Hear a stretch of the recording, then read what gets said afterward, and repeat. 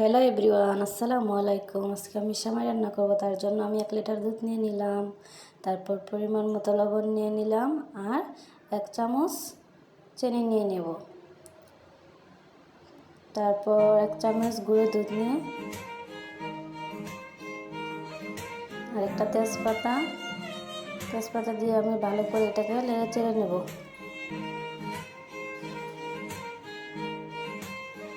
নাড়াচাড়া করার পর আমি একটা এলাচ দিয়ে দিব। দেখেন আমি কোন সময়টা রান্না করব আমি দেখিয়ে দিলাম। দুধটাকে ভালো করে জাল করে নিয়ে নিব। ভালো করে জাল করে নিতে হবে। দেখেন আমি ভালো করে জাল করে নিলাম। তারপর আমি অর্ধেক সেমাই রান্না করব। আমি 1 প্যাকেটের অর্ধেক সেমাই আমি রান্না করব। দেখেন অর্ধেক সেমাই আমি নিয়ে নিলাম।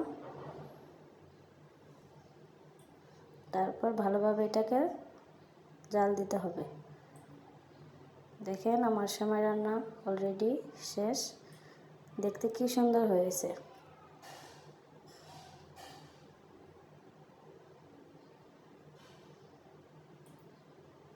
এভাবে সেমাই রান্না করলে অনেক মজা হবে।